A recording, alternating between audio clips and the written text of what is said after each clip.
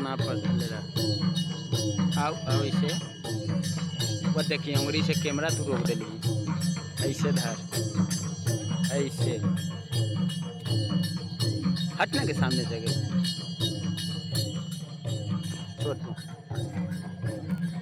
फिर तू बार बार सामने आ जा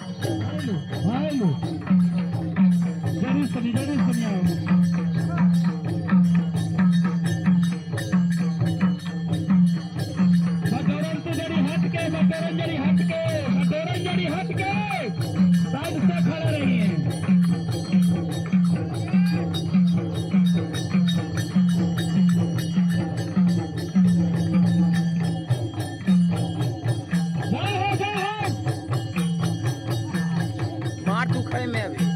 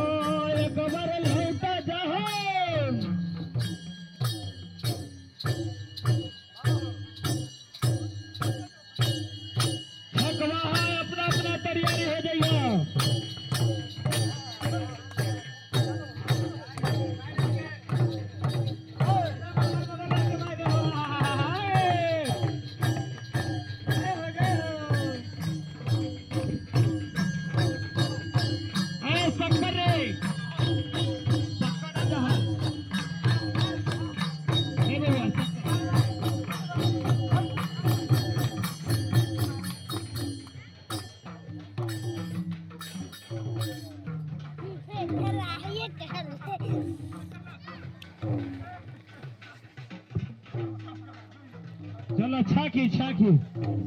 पियरका में दे पियरका में दे